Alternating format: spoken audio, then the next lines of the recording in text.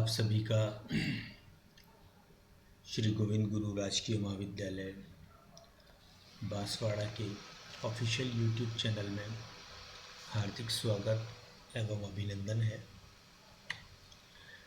मैं doctor Mahendra Kumar Meena, department of political science, राजनीति विज्ञान विभाग की ओर से बीए फर्स्ट ईयर के लिए प्रस्तुत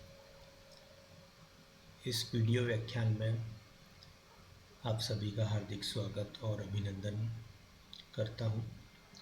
इस वीडियो लेक्चर में मुख्य रूप से, जैसा कि हमने इससे पूर्ववर्ती वीडियो लेक्चर में कहा था कि हम लोग राजनीति पे डिस्कस करेंगे।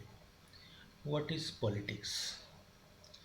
ये एक ऐसा प्रश्न है जिसका समाधान शायद राजनीति विज्ञान अपने जन्म से ही खोजने का प्रयास कर रहा है और ये खोज आज भी जारी है, क्योंकि ये एक ऐसा टर्म है जिसके बारे में विद्वानों में पर्याप्त मतभेद है, सहमति का अभाव है और इस सहमति के अभाव के कारण राजनीति को कई दृष्टिकोणों से परिभाषित करने का प्रयास किया गया है। राजनीति की व्याख्या कई दृष्टिकोणों के माध्यम से करने का प्रयास भी किया गया है। राजनीति क्यों जरूरी है, या एक राजनीति विज्ञान के विद्यार्थी होने के नाते हमें राजनीति से सरोकार क्यों रखना चाहिए, ये एक बड़ा महत्वपूर्ण प्रश्न हमारे सामने उपस्थित होता है। तो आप सभी जानते हैं कि राजनीति विज्ञान का सरोकार राजनीति के अध्ययन से है। अतः यहाँ पर राजनीति का अर्थ स्पष्ट करना और उसको स्टेबलाइज करना, इसका स्थिरीकरण करना बहुत ही आवश्यक हो जाता है और ये प्रयास राजनीति विज्ञान के मनीषियों के द्वारा दशकों से करने का प्रयास किया जा रहा है। आप सभी जानते हैं कि राजनीति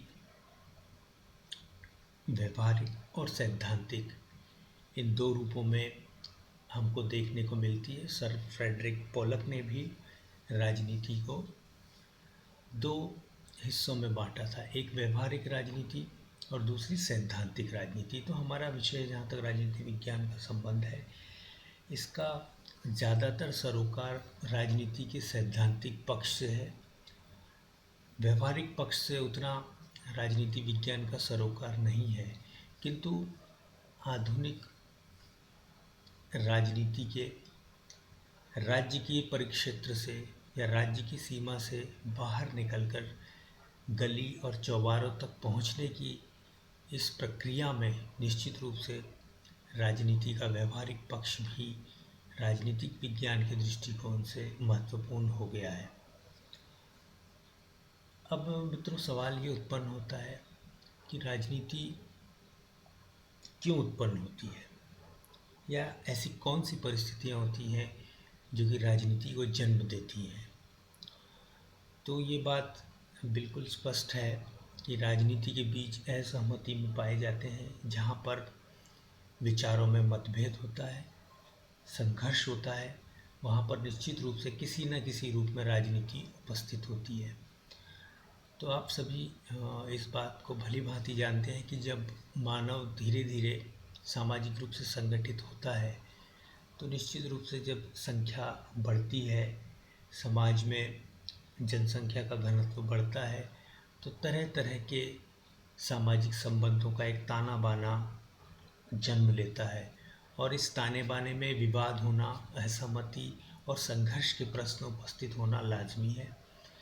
इन प्रश्नों की प्रकृति देखें तो सामाजिक व्यवस्था के क्या नियम होंगे, समाज में मौजूद संसाधनों का आवंटन किस तरह से होगा, अगर इसमें कोई विवाद उत्पन्न होता है तो उसका समाधान किस नियम के तहत किया जाएगा, इस सामूहिक निर्णय की अधिकारिता क्या होगी, इसको लागू करने और दंड देने की प्रक्रिया क्या होगी और ये शक्ति किसके पास होगी।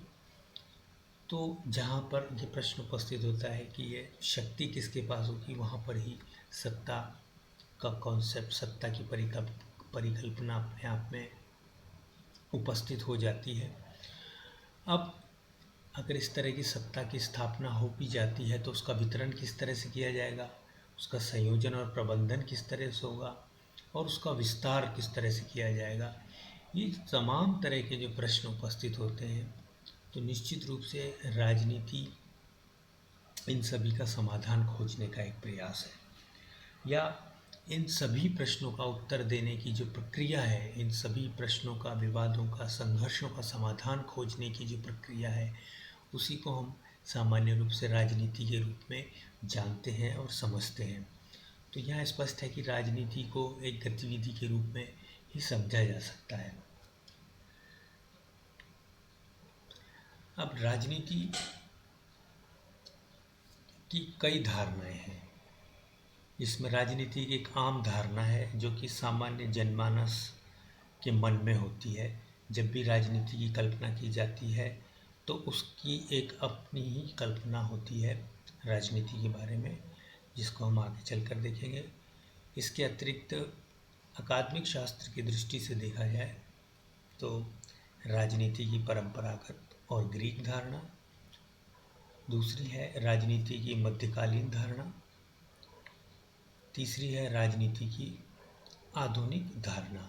तो राजनीति की आम धारणा को हमने यहाँ पर इसीलिए प्रस्तुत किया ताकि राजनीति के अन्य जो धारणाएं हैं उसको एक आम आदमी की धारणा से पृथक रूप से देखा जा सके।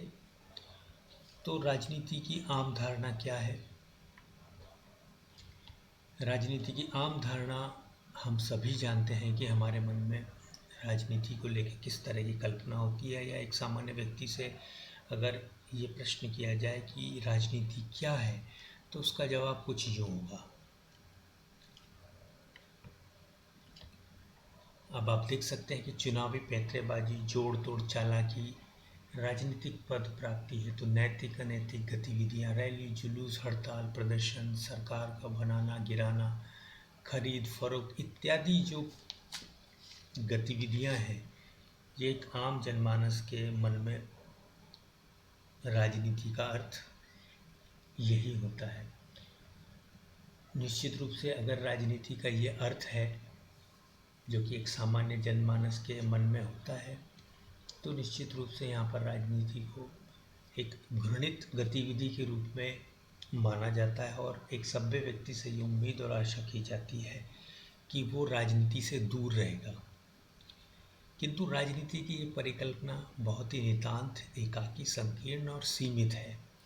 और साथ ही साथ क्योंकि हम लोग राजनीति विज्ञान के विद्यार्थी हैं तो ये शैक्षणिक विषय से भी काफ़ी दूर है।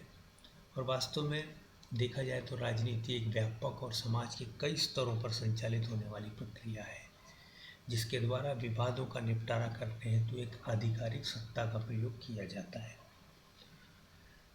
तो यहाँ पर बिल्कुल ये समझ में आ जाता है कि आम आदमी की जो धारणा है राजनीति के बारे में, वो एक सभ्य धारणा नहीं है, एक स्वीकार्य धारणा नहीं है। क्योंकि हर व्यक्ति जिसका वो चिंता करता है या जिसके बारे में वो फिक्रमंद होता है, निश्चित रूप से उससे ये कहा जाता है कि वो राजनीति में हिस्सा ना ले या राजनीतिक प्रपंचों में ना पड़े, क्योंकि राजनीति एक घृणित चीज़ है। और ये कहा भी गया है कि राजनीति धूर्तों की अंतिम आश्रय स्थली है। तो ये इसी राजनीति की आम धारणा को अभिव्यक्त करता है। अब मित्रों, हम आते हैं राजनीति की चिरसम्मत धारणा, जिसको कि हम क्लासिकल कॉन्सेप्ट कहते हैं, क्लासिकल इंटरप्रिटेशन कहते हैं, या उसको दूसरे शब्दों में ग्रीक जो धारणा है, यूनानी जो धारणा है, उसके बारे में हम डिस्कस करते हैं। क्योंकि ये माना जाता है कि राजनीति विज्ञान का जो वैज्ञानिक अध्ययन है, पूर्णतः नहीं तो कुछ अंशों में जो वैज्ञानिक अध्ययन का प्रारंभ अरस्तु से माना जाता है। और अरस्तु तथा प्लेटो, ये जो दो महान राजनीति शास्त्र के मनीषी हुए हैं, ये दोनों के दोनों यूनान से थे। और यूनान आप सभी जानते हैं कि छोटे छोटे नगर राज्यों में विभाजित था, जिनको कि पोलिस के नाम से जाना जाता था। कई सारे ऐसे पोलिस थे कुछ पुस्तकों में तकरीबन 2000 छोटे और बड़े पोलिस की गणना की गई है। स्पष्ट रूप से एग्जैक्ट आंकड़ा तो है हमारे पास नहीं है, किंतु ये माना जाता है कि इनकी काफ़ी संख्या थी। इसमें दो बहुत ही महत्वपूर्ण थे और सबसे बड़े भी थे, एक एथेंस और दूसरा स्पार्टा। तो जब ग्रीक अवधारणा की बात होती है, निश्चित रूप से प्लेटो और अरास्तु ये दो विद्वान हमारे समक्ष उपस्थित हो जाते हैं, क्योंकि राजनीति विज्ञान की विचार श्रृंखला को यहीं से प्रारंभ माना जाता है। इनका स्रोत यूनान से ही माना जाता है। तो आइए हम देखते हैं कि राजनीति की चिर सम्मत धारणा राजनीति को किस संदर्भ में या किस रूप में देखती है।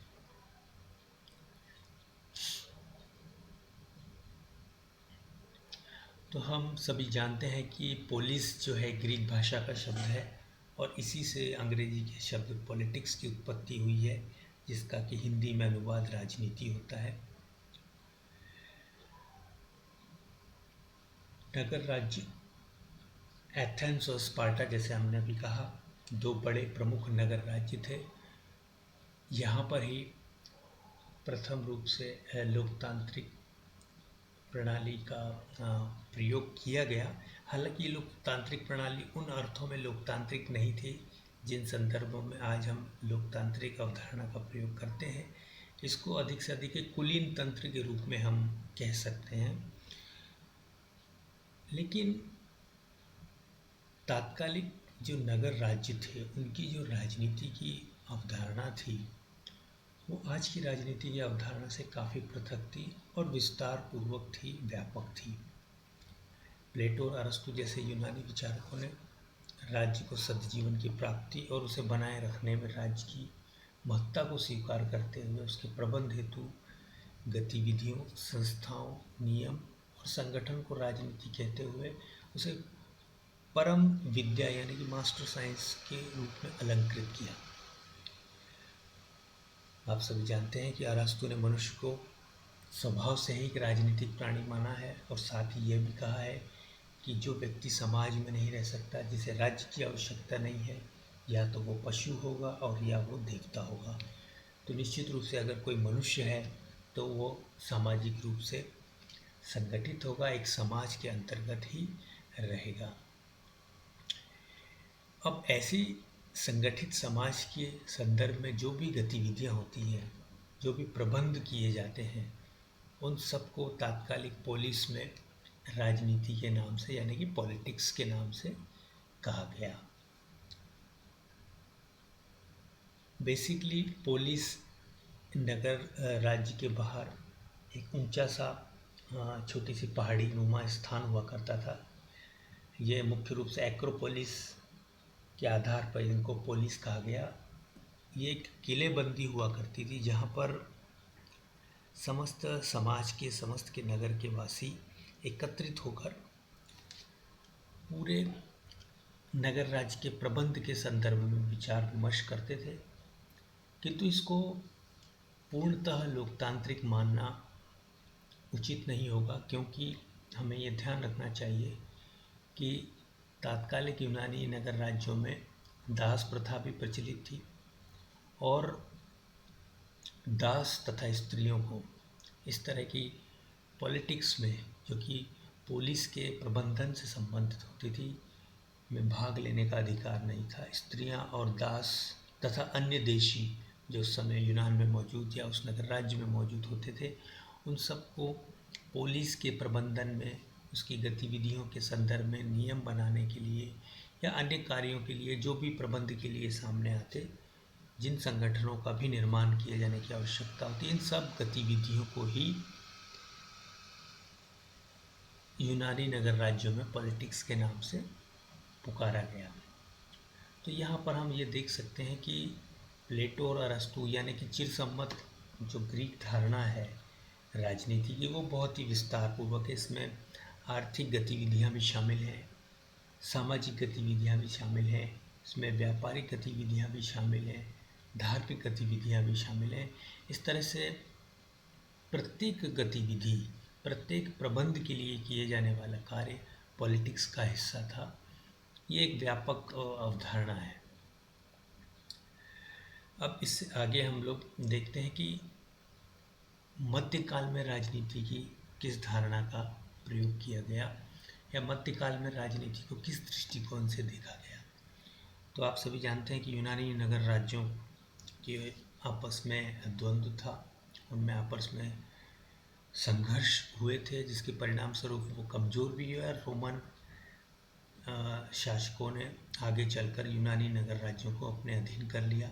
तो इस तरह से एक शक्तिशाली केंद्रीय राजतंत्रात्मक सत्ता का जन्म हुआ और राजनीति की जो चिर सम्मत धारणा थी आगे चल के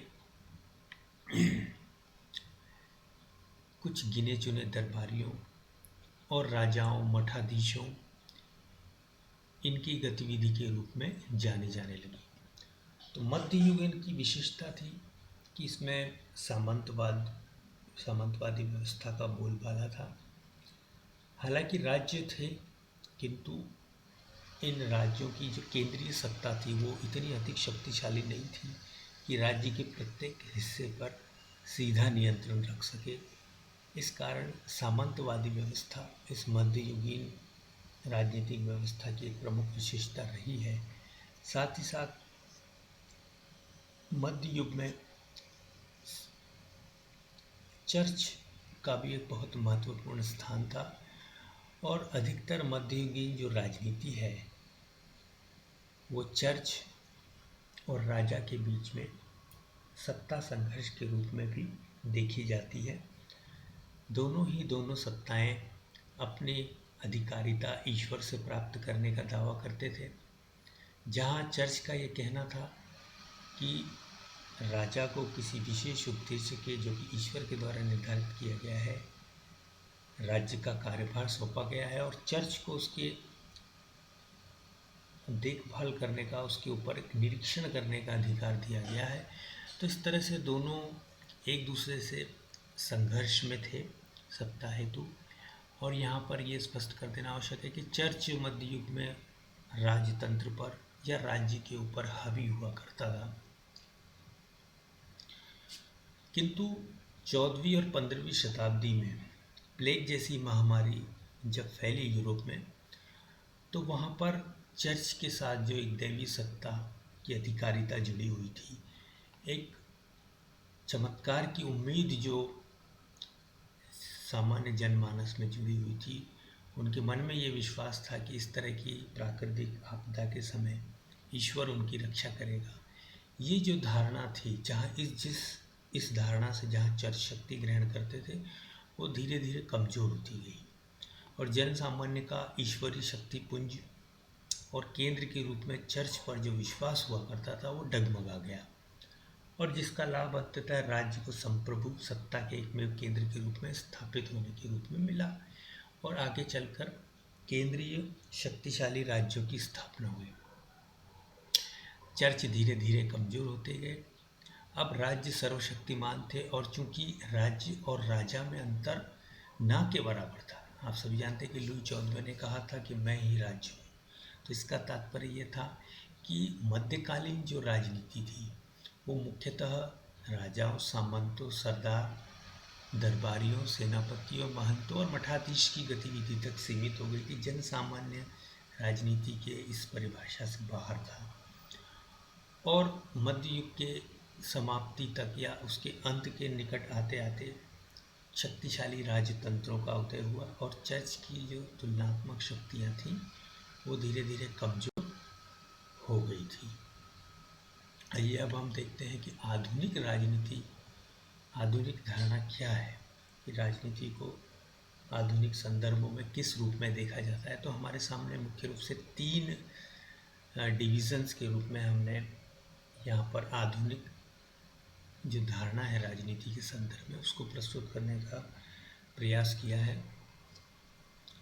आधुनिक धारणा में माना जाता है कि राजनीति न केवल राज्य की गतिविधि है बल्कि वो एक सामाजिक प्रक्रिया भी है और समाज के व्यापक स्तर पर संचालित होती है।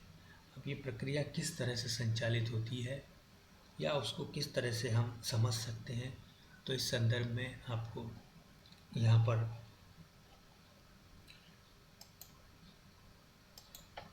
आप देख सकते हैं। इसमें प्रथम पॉइंट दिया है संघर्ष और उसके समाधान के रूप में, मूल्यों के आधिकारिक आवंटन के रूप में और शक्ति के संघर्ष के रूप में। तो हमने 3 बिंदुओं के अंतर्गत इसको समराइज करने की कोशिश की है कि राजनीति की आधुनिक धारणा क्या है। ये ग्रीक धारणा से अलग है और निश्चित रूप से राजनीति के नए आयामों की खोज करती है। तो आइए हम एक एक करके इन शीर्षकों को परखने का प्रयास करते हैं कि इनके अंतर्गत हम राजनीति की आधुनिक धारणा को कैसे समझ सकते हैं। तो सबसे पहले जो चीज़ हमारे सामने आती है कि राजनीति संघर्ष और उसके समाधान का एक स्वरूप है। तो यहाँ पर मित्रों ये स्पष्ट कर देना आवश्यक है कि राजनीति असहमति से, मतभेद से प्रारंभ होती है, किंतु इस मतभेद या संघर्ष एक विशेष स्थिति में होना चाहिए। प्रत्येक मतभेद या संघर्ष को हम राजनीति की विषय वस्तु नहीं कह सकते, बल्कि एक विशेष राजनीतिक स्थिति में की गई क्रिया को ही राजनीति की परिभाषा में माना गया है।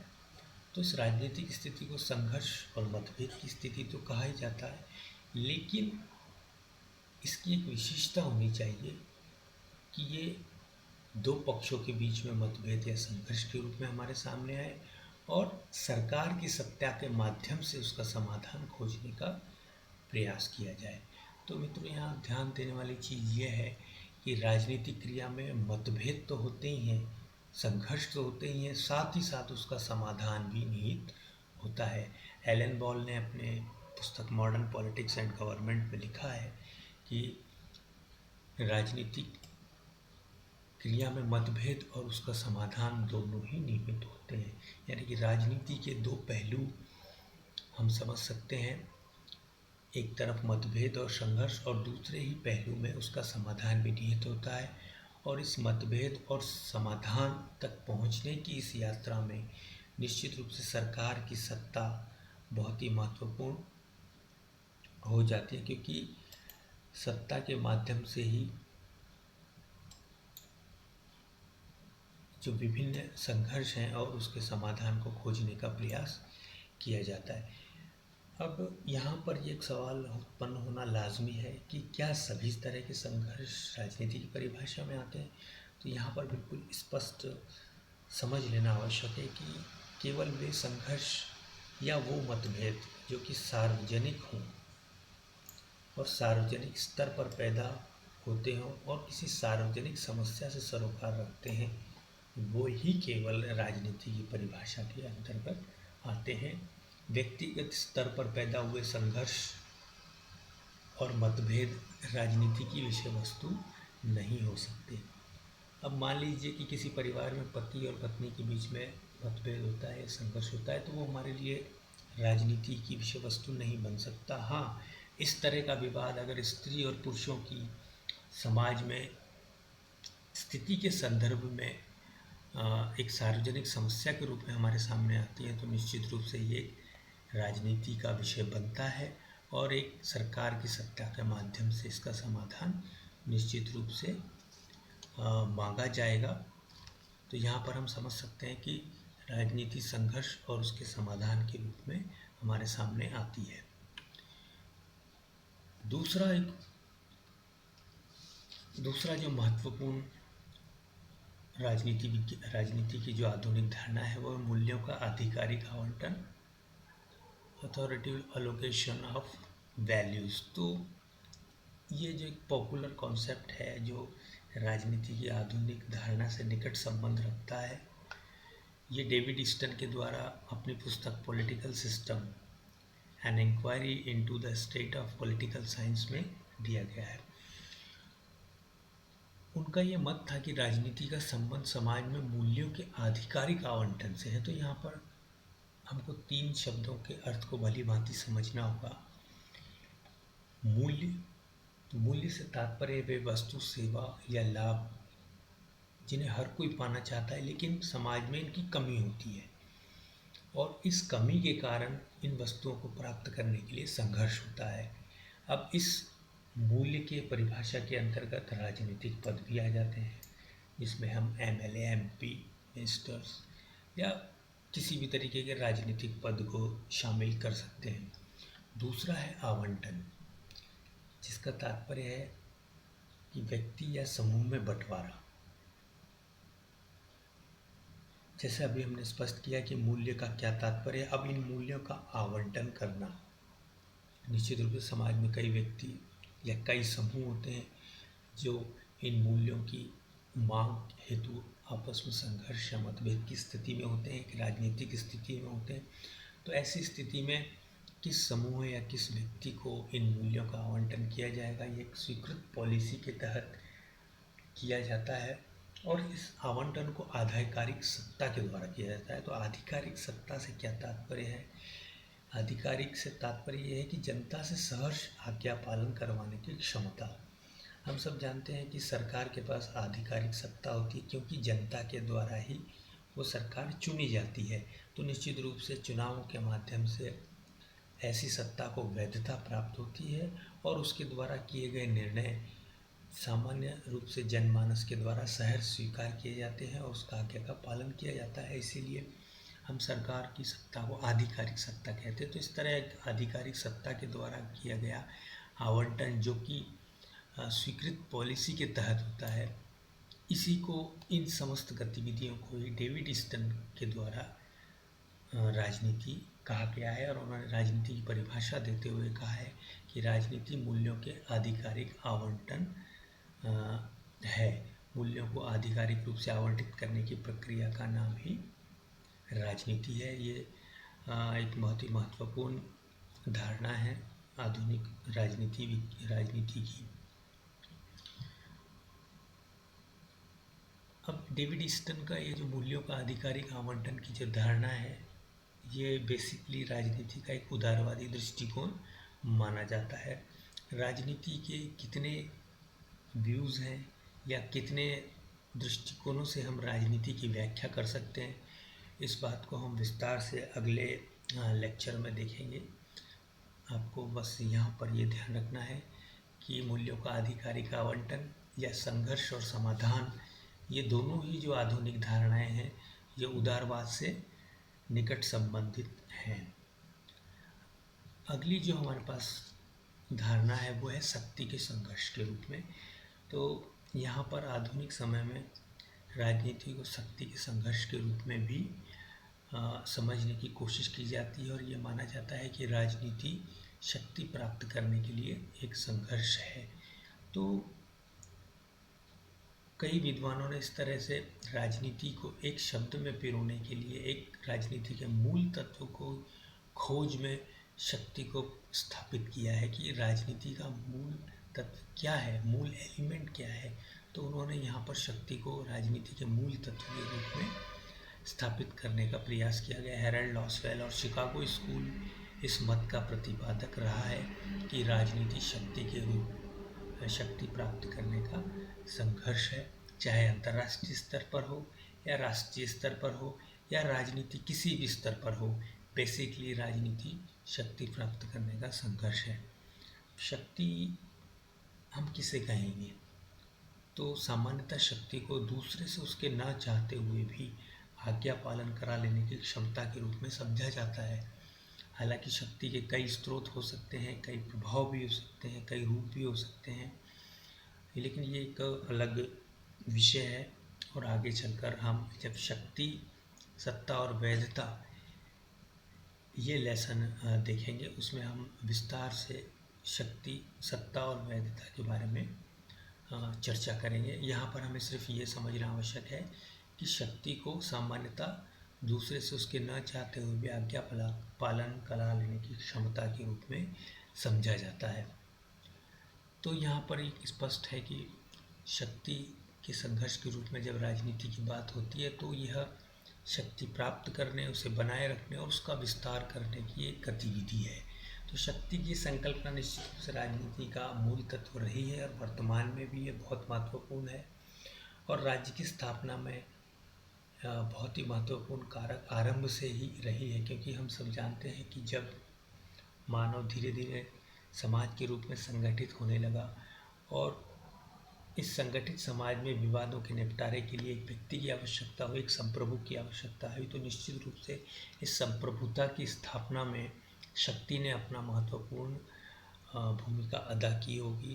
तो इस तरह से हम देखते हैं कि राज्य की स्थापना से ही शक्ति का जो तत्व है वो राजनीति के साथ जुड़ा हुआ है। और आधुनिक मत भी राजनीति को शक्ति के संघर्ष के रूप में ही समझना चाहता है। तो इस तरह से हमने राजनीति के आम धारणा के अतिरिक्त, आम धारणा के विपरीत 3 शैक्षणिक और अकादमिक दृष्टि से 3 धारणाओं का परीक्षण किया। एक है राजनीति की चिरसम्मत यानी कि क्लासिकल धारणा, जो कि यूनानी परिप्रेक्ष्य में स्पष्ट की जाती है। दूसरे है राजनीति की मध्यकालीन धारणा और तीसरी और महत्वपूर्ण है राजनीति की आधुनिक धारणा। तो राजनीति की जब आधुनिक धारणा की बात करते हैं हम, तो ये संघर्ष और उसके समाधान के विषय में है, ये मूल्यों के आधिकारिक आवंटन के रूप में है और ये शक्ति के लिए एक संघर्ष के रूप में भी हमारे सामने उपस्थित होती है।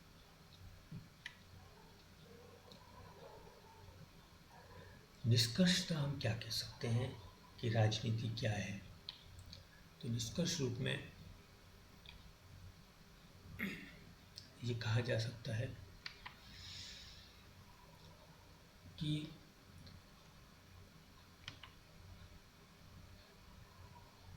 निष्कर्ष के रूप में हम ये कह सकते हैं कि राजनीति की एकमेव परिभाषा जिस पर कि सभी विद्वानों में सहमति हो देना निश्चित रूप से मुश्किल है।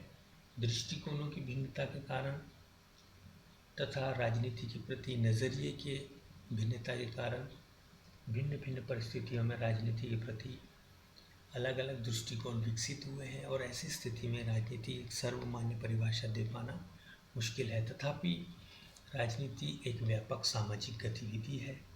इसमें संघर्ष और समाधान मूल्यों के आधिकारिक आवंटन से अधिकारित सत्ता द्वारा नियत पॉलिसी का प्रयोग किया जाता है। तो और राजनीति को आप अच्छी तरह से समझते हैं कि शक्ति से पृथक नहीं किया जा सकता। शक्ति राजनीति के साथ हमेशा जुड़ी हुई रहती है। तो हम यहाँ एक निष्कर्ष कह सकते हैं कि राजनीति एक गतिविधि है जिसका सरोकार संघर्ष और उसके समाधान से है। राजनीति के माध्यम से मूल्यों का आधिकारिक आवंटन किया जाता है और इस आवंटन की प्रक्रिया में सरकार की सत्ता का महत्वपूर्ण रोल और भूमिका होती है। साथ ही साथ राजनीति शक्ति प्राप्त करने के लिए भी एक संघर्ष है और शक्ति निश्चित रूप से राजनीति का एक प्रमुख और मूल तत्व है और साथ में हमेशा से रही है। तो यहाँ पर हमारा राजनीति के संदर्भ में हमने परंपरागत यानी कि क्लासिकल धारणा और आधुनिक धारणा इस पर चर्चा की। अगले लेक्चर में हम लोग राजनीति विज्ञान के विभिन्न दृष्टिकोण या राजनीति की व्याख्या किन दृष्टिकोणों के माध्यम से की जाती है इस पर भी चर्चा करेंगे। Thank you very much.